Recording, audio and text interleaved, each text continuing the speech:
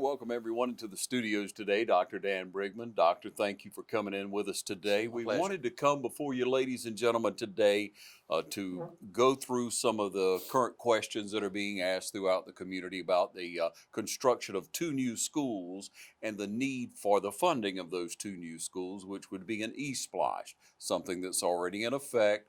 We've been doing this ESPLOST of 1 penny sales tax for many years. I think it's advantageous, Doctor, because of the fact that people all pay on an equal basis. That's correct. It's not a burden on people who have property. That's right. And some people have a lot of property. It makes a huge difference. And nobody really wants to raise property taxes. That's right. That's So right. you choose an ESPLOST. It's been successful in the past, been able to do many things. Look at the East Side Sports Complex. That's exactly right. It's a great investment. There's several things, the West Side Middle School, the old West Lawrence High School. There are a lot of success stories that have been, and you realize them. We can pause just for a moment, Doctor, and say, how long have you been here? Has it been 2 years or 2 3 years. now? 2 years strong? This coming month. That's right. It Yes. seemed like 2 years or more. It's gone pretty quickly. Yeah, I It's bet gone it quickly, has. and it's been a great 2-year run, and I'm excited to be here. Yeah, and there's so many opportunities in a school system our size with two sides, with two systems That's right. pretty much operating as one. Right. Two schools that you have to operate. And there's so much that's needed in areas as far as growth continued, as far as construction of schools. When you look at the opportunities, and from what I understand, Doctor, and help me here now, we're looking to build a new middle school on the west On the side. west side, that's correct. And then on the east side, we're looking at a new high school. That's right. That's right. Okay. The new middle school it's an essential facility to get off of the existing campus. It was determined in 2014 that campus needed to be abandoned, so we're following up and putting that plan into practice. And we've been fortunate to hang on with a growing population at West Lawrence Middle School. And I have to really lift up the administration and the staff at West Lawrence Middle School for doing everything within our reach to accommodate the growing population. We're over 1,000 kids in that building now that was constructed for just a little over half of that number. So we've seen some great relief this year for the temporary fix of moving sixth graders up to the old West Lawrence High School. We did some upgrades. Our maintenance crews did a great job under the leadership of McKinley Kemp getting that facility prepared. So we have Ms. Dewana Kemp up there as the principal of that facility. So the sixth grade academy has been a short-term fix, but it has turned out, it's evolved to be a wonderful thing. Those sixth graders and those staff members are loving that self-contained environment. So as we make way for the new middle school, we're in the process of trying to pursue the bond and the ESPLOST to make sure that we have adequate funding to construct the buildings. We're looking at building the facility on Honeysuckle Road. The board's recently purchased that property, so we'll have enough property there not only for the existing facility but for future growth if additional facilities are needed. So that was a wise investment with water and sewer already to that property. So that's a savings of tax dollars there in terms of running water and sewer. So we're looking forward to building that new West Lawrence Middle School, and you mentioned the East Lawrence High School. East Lawrence High School will be put underway as soon as funding is acquired too. We bought 80 acres adjoining the athletic complex on the east side on Highway 80. So we have the land already purchased. We purchased it a year ago this past July. And that was a very good investment too, adjoining that campus with close access to water and sewer. So we're excited about what's going to transpire on these two investments. The East Lawrence High School comes in at an estimate of $35 million. The West Lawrence Middle School is approximately $34 million. Total turnkey, that's the initial estimates. We won't know until the final bids come in, but we're looking at financing those schools through the bond package.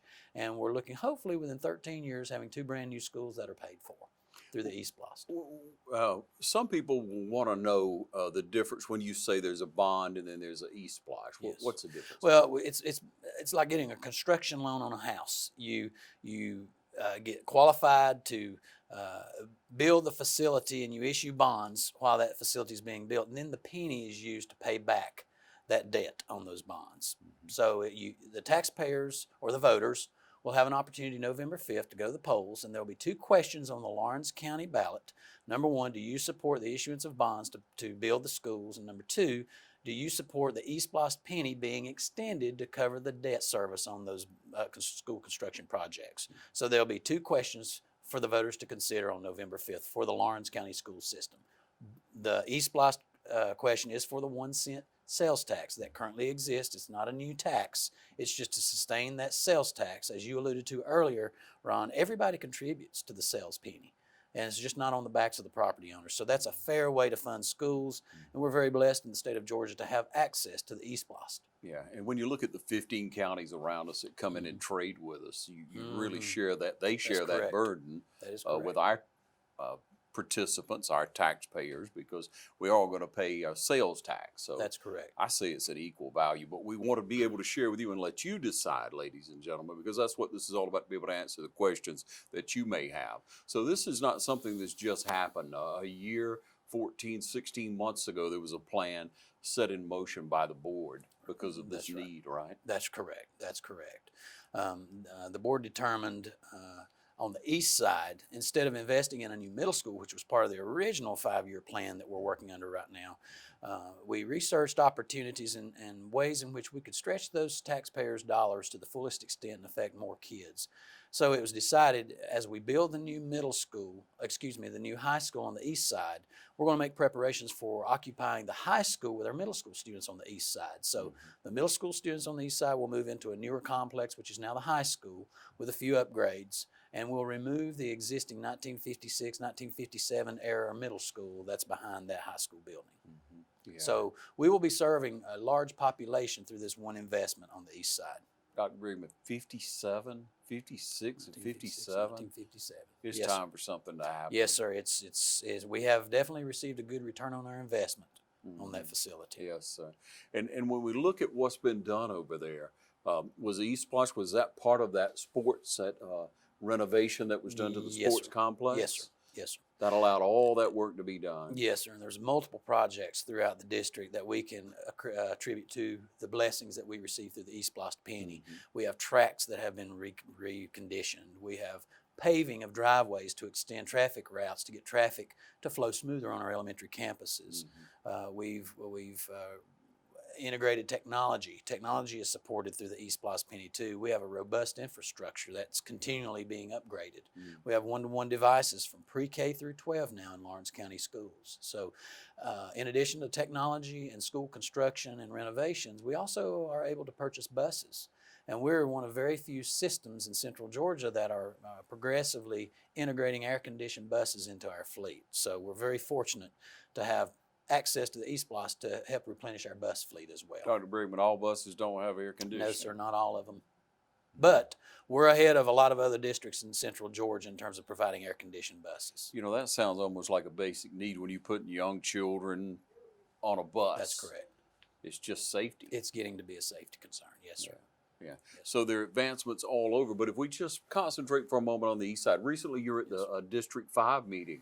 It was held at the Bank of Dudley. Yes, sir. And Bank President Sam Bell was making a few comments to some people and told a story. What year did you graduate? And they came back with about 60 or whatever. And he said, a community leader, bank leader, a person who served on the board in the past, grew up on the east side, it's time we have a new high school. Absolutely. Yes, sir. When you hear business leaders saying things like that, you know you're on the right track, don't you? And I fully agree with Mr. Bell too. Mr. Bell, he is correct. And you know, who would have known 20 years ago, Ron, that we would be looking at student safety and controlled access when we design buildings, churches, schools, and businesses. School safety and student safety is in the forefront of the design of every complex now, as well as technology integration. Effective use of instructional spaces, which every space within a school building should be able to transition into an instructional or a learning space. So that's what we're looking at. And the infrastructure required in schools today to host the enormous amount of technology and the capability for wireless connections, interactive boards, labs. So we live in a different day that demands different facilities for our students and our staff. And it's an exciting time to be a part of this transition in Lawrence County and seeing the east side and the west side of our school family benefiting from this continued investment of this ESPLOST penny. And Dr. Brigman, if you look at the sports facility, the football field is supposed to be redone. Those facilities, that's part of the plan, is it not? Yes, sir. Yes, sir. On the east side, that facility will be self-contained and will include a new football stadium. There's a desperate need there for a new stadium. The existing stadium will be utilized for a second practice field and for our middle school athletics. Yeah, and when you look at that and you look at the comparison, ladies and gentlemen, there's schools around Middle Georgia that I'll visit on a Friday night in order to cover a game of the week as we do here on TV 35. And I see the difference in a struggling school. Take, for example, Perry, who has just recently revamped their system. Their team is better. They've drawn in more students. They're proud of what they're doing. You can say it doesn't make a difference, but it really does if you look in your heart of hearts. It makes a difference to those young people and the vote of confidence, the pride that you give them that they can take in themselves when they go out onto that field, when they practice, when they're developing who they are and what they're going to be in life. I wholeheartedly agree. And then we look at the west side and what the middle school has been through. Any of us who've had students, children go through the middle school and walk those halls over the years, you know it's time for something to happen. But you put a Band-Aid on it, so to speak. The system did a few years back, and a good Band-Aid in revamping that and improving it, and for safety purposes as well as cleaning it up, so to speak, and then to move again the sixth graders into a self-contained an area for themselves, which was better all the way around. But still, you're prolonging the inevitable.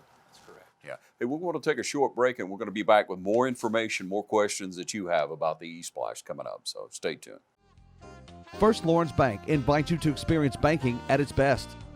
Whether you have personal or business needs, we're a full-service bank big enough to handle all of your banking needs and small enough to provide you with that personal touch you've grown to expect from a community bank like First Lawrence Bank. Looking forward to your future? That's First Lawrence Bank in Dublin and Dexter, member FDIC. Here at Dublin Ford Lincoln, without all of our wonderful friends, we would have no reason to be here. Elzar Martinez is one of those friends. We've been doing business with Dublin Ford since 2001. We're Ford guy, we're Ford family, and I recently just bought a 2018 Ford F-250. I'm enjoying it. It's really nice. I don't know, they treat us well, you know. Others call you customers, we call you friends. That's Dublin Ford Lincoln.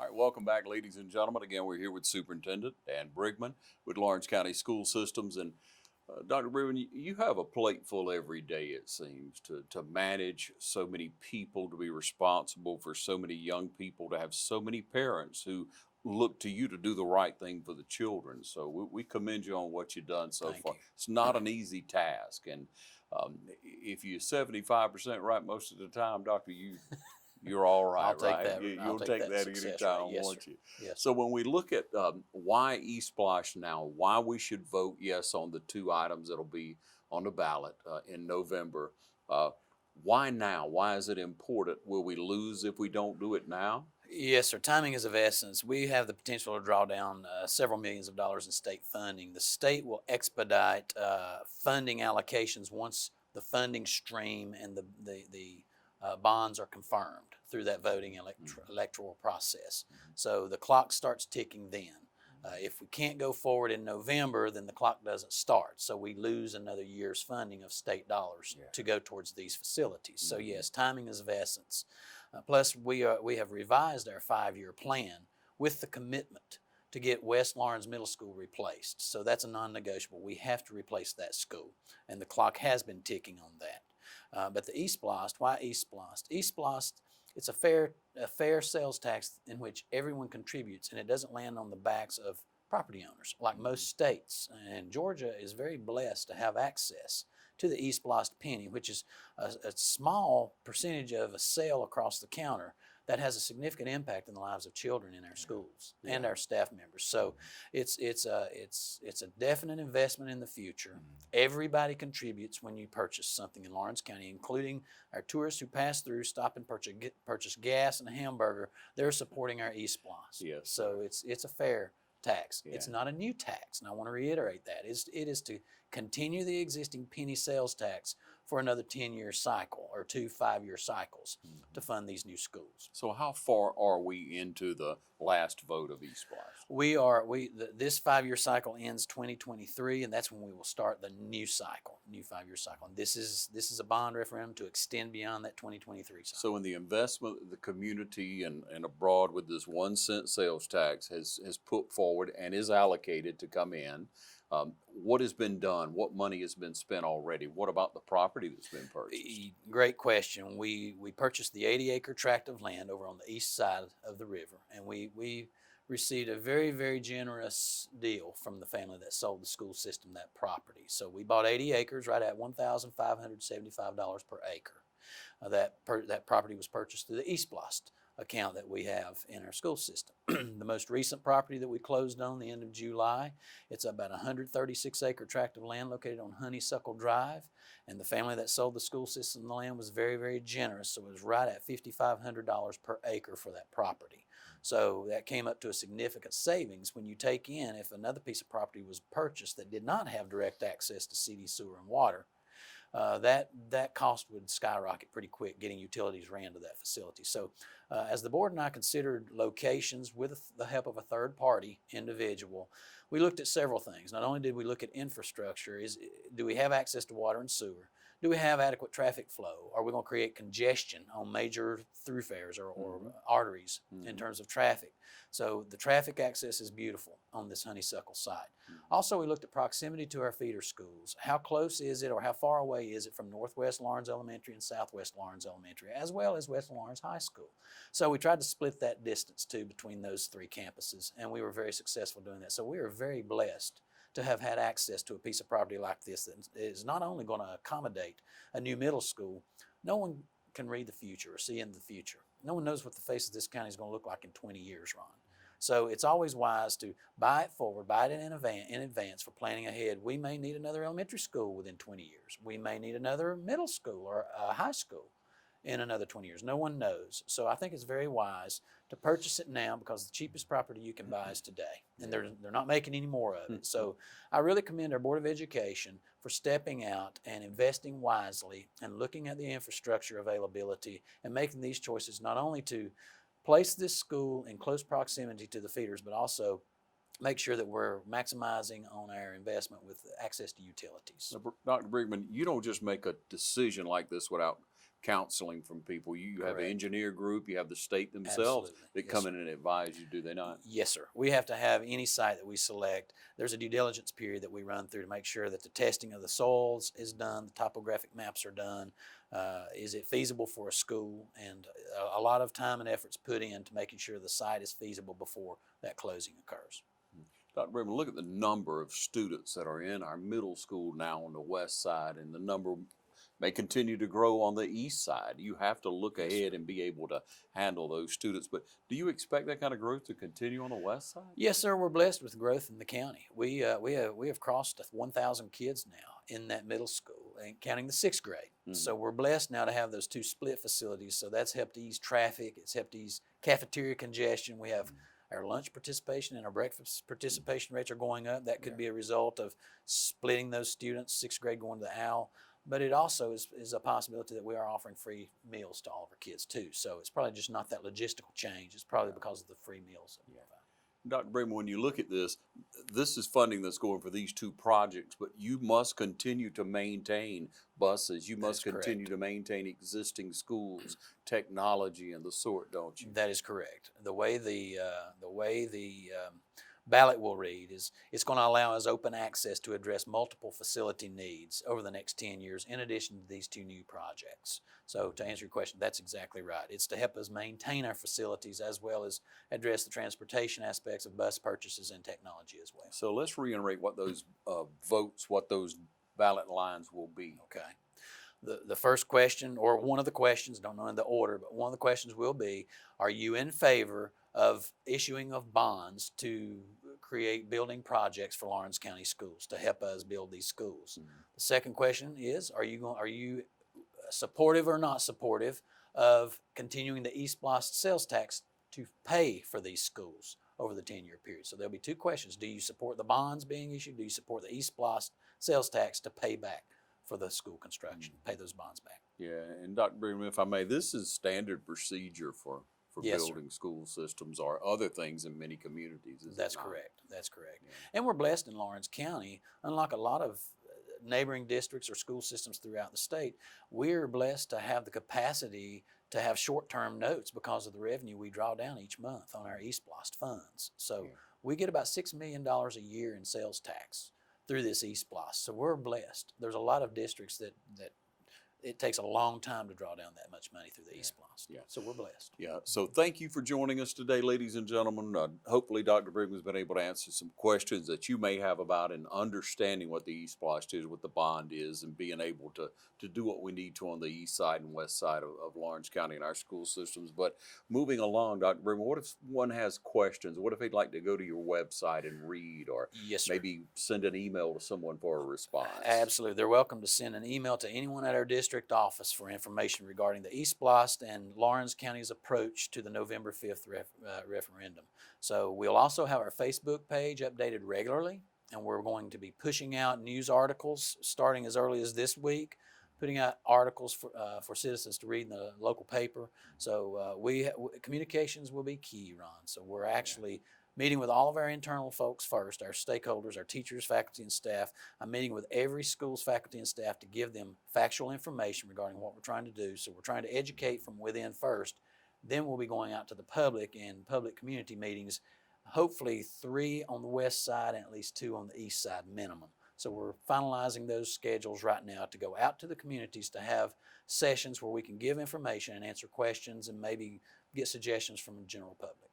We look forward to being able to share that information with you as it's revealed to us, ladies and gentlemen, so you can turn out. But I can tell you that from the conversations that we've already had with Lawrence County Schools, with Dr. Brigman, there is an answer for every question you have. Absolutely. So let's ask the questions and let's make sure we make the wisest vote for our community. That's right. Thank you. Thank you, Dr. Thank Brigman. you for allowing me to be here. All right. Thank you for joining us right here on TV 35.